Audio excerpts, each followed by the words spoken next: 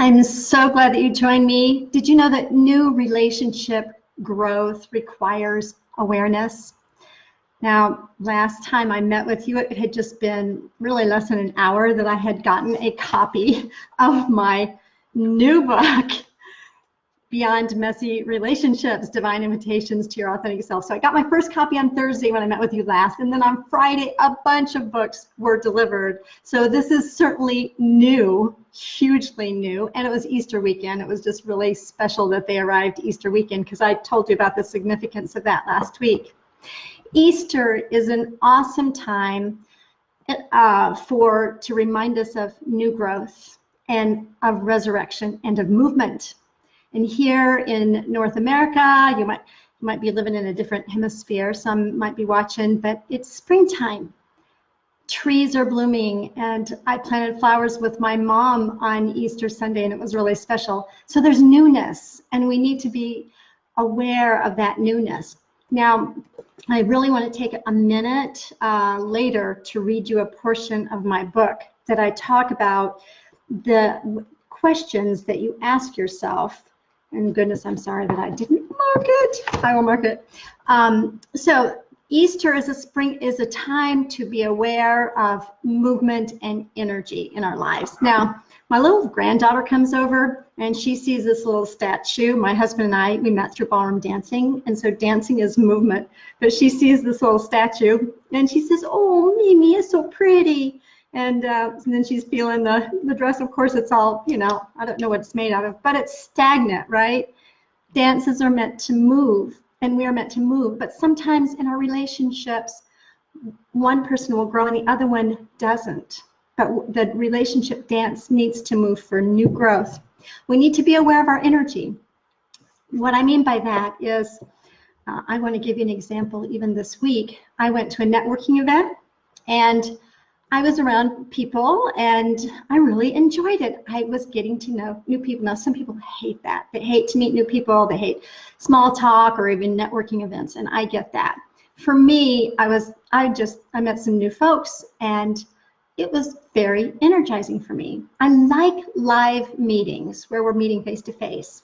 On Saturday, I was so excited, and Rhea was there, and I got a couple people that joined. Thank you so much for joining. And I'm not sure, I'm not even going to try to pronounce your name, I'm sorry. But thanks for joining me. I get a little distracted if I look and see who's on, so bear with me if you don't mind.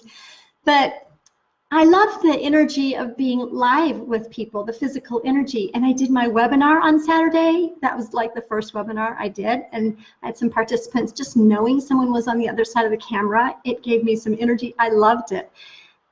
So what I decided to do, actually today, I'm going to the whole month of May. If you're in the Chattanooga area, now this won't work if you're long distance, but if you're in the Chattanooga area and you want to meet with me every Thursday, I'm going to be at a place where we can meet that's close to my office, and we'll have a group, and I decided to do that. That's something new.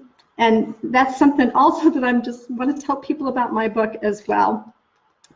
And then, so first of all, Easter's a good reminder, our experiences, we can learn from others.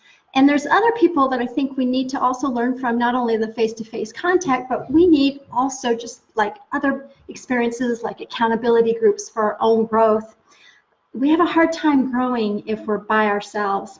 So experiences, reading other people's books, and getting some insight beyond our own heads. Now, I'm going to share with you a portion in this book. And I was going to read just the list, but I think I'm going to read a little bit more of one of my chapters, and it's chapter 11. By the way, if some of you have read the manuscript, oh my goodness, it is an entirely different experience to read it from the book. I'm reading it again, and I'm thinking, oh my gosh, this is a different experience. Of course, I'm very close to the material, right? But I think you will find that it is different, isn't it, if you read a Kindle version of a book versus listen to an audio version. But this is the one. I love it. But I'm going to read on page 83 and talking about chapter 11, intentional development, how we need to be intentional. We talked about this acronym AIR, breathing in air, awareness, intentionality, and risk.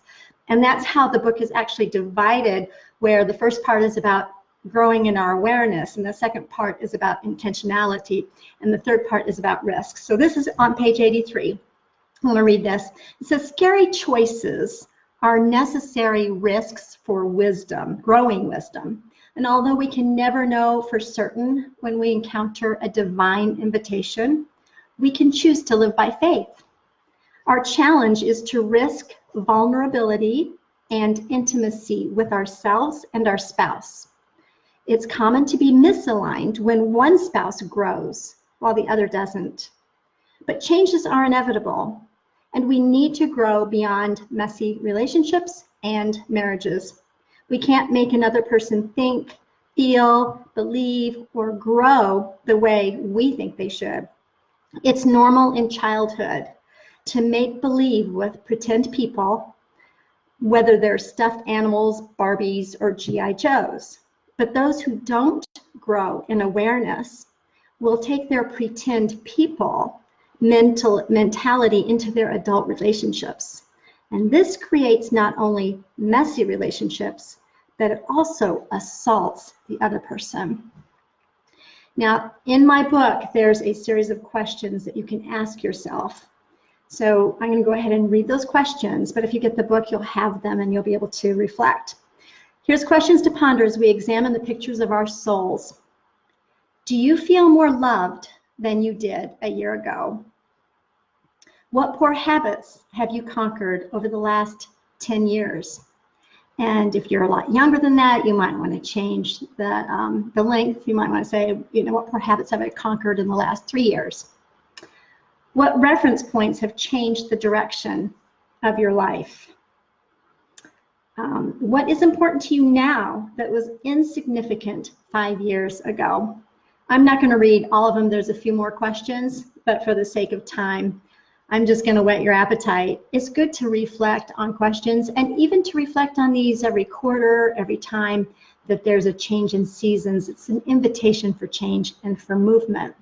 I'm going back to this pretty strong statement, what I said, this last sentence. It says this creates, if we don't grow, if we don't become aware, we don't grow out of our childhood ways or childish ways of thinking, and we still think of our G.I. Joes and our Barbie dolls and our stuffed toys, then it assaults the other person. I want to bring attention to one of my author friends' books that I just started reading today.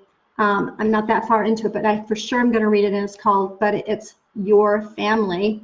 And this is by Dr. Sherry Campbell, Cutting Ties with Toxic Family Members. And this will give you some clarity. I've had some stories in my counseling office that, oh my goodness, my clients need this book, so I'm definitely going to order another copy. So I wanted to bring that to your attention, Sherry's book. She's a psychologist, and she's also a Morgan James author, but I wanted to share that. But we've got to show up authentic, don't we? I love Brene Brown's Netflix. If you haven't watched it, oh my gosh, I watched that last night, and I really resonate with her message of authenticity and daring greatly and all of that. So pretty soon I'm going to have on my website a way that you can order the book, and I will send you the physical copy, okay, so that you can order it and start reading it right away. But here's what I'd like to leave with you is this image, okay? Our relationships and our dances are supposed to change. They're supposed to move, and we're supposed to grow. So let's be aware. And I'm Judy Herman, author of Beyond Messy Relationships, and I'm also a professional counselor. Of course, this isn't a substitute for professional counseling, but I'm going to get those things up on the website sooner than later. If you're in the Chattanooga area, remember on Thursday, May the 2nd, we're going to meet for lunch. And if you are long distance, keep showing up here on Facebook, and I would like to maybe even do another webinar. I just have to plan all of this. There's a lot to be thinking of. So thanks so much for joining me. I really appreciate you. And so you keep on growing and keep remembering the energy and the experiences, and especially at Easter. Okay, thanks so much.